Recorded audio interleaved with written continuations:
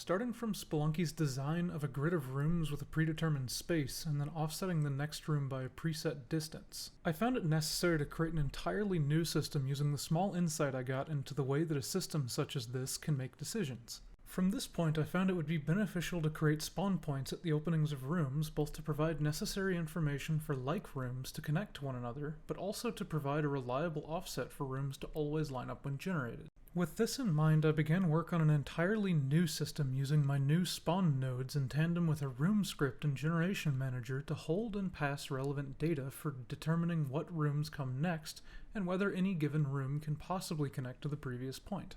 Given a first go, the points were somewhat close to what I planned, but fell short and required some tweaks. Those small adjustments made and a few additional lines of code added, I had moved from a few corner pieces to a full path of 20 rooms. This initial system used directional biases and could only generate in 2 given directions. The next goal was to remove this restriction and allow for 3 directions as well as the splitting of paths. This task took a much larger amount of effort and required a restructure of code, both to create a more efficient system but to also move back within the confines of modularity. The new and updated procedural generator no longer required an array of rooms per direction to generate, but could now sort through a full array of any room fed to it and quickly find valid rooms to continue the path.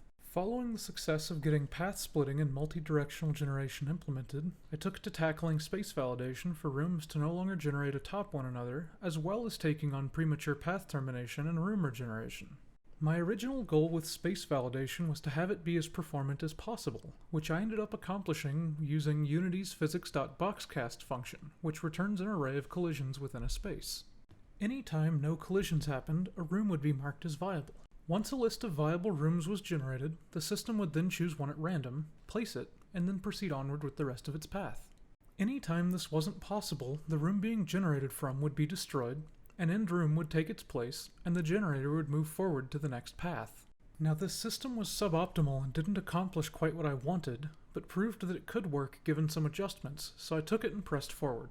It was brought to our attention that we would need the system to take into account differently sized room openings. I added a size property to the nodes and tied a check for it into the generator, and it worked like a charm. At this point, I had gotten the generator to a state that it needed to be introduced to the game environment to properly be progressed, and it worked amazingly well immediately with just a few bugs. These bugs brought me to the second major refactor of the system, which required me to break down the majority of the code and modularize it yet again to find where data was being lost and to fix the logical shortcomings that I had created in my previously uneducated tinkerings. This rebuilt system was expected to be the final iteration of the procedural generator at the time. However, a few new things we hadn't accounted for previously arose. The next task was to fill the empty space on levels as to occlude the player's vision of both excess level geometry, but also to remove Unity's background from player view as well. This was done with a series of planes that spawned on a dynamic grid based on the maximum and minimum positions of rooms on the X and Y axes.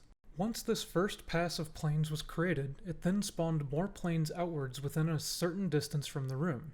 Then when a plane could no longer fit more of itself, it would move to a smaller plane and proceed until the smallest size could no longer be generated. Normally, one could just place this border themselves on the level, but due to the randomly generated rooms, we had to think somewhat outside of the box. The system supplied the ability for us to put a tiling texture on the planes to make a seamless border to our levels that could be easily iterated on and could match with each level's theme when a path is generated onto it. When tied in with the generator, this fill system allowed for the levels to immediately feel much more finished and keep more of the theme we were aiming for.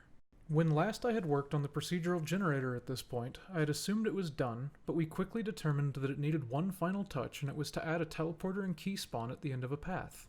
I took some of the logic from the fill system, namely the recording of the maximum and minimum rooms along the x-axis, and decided that room would be what generated the teleporter and key, as it would be the longest path.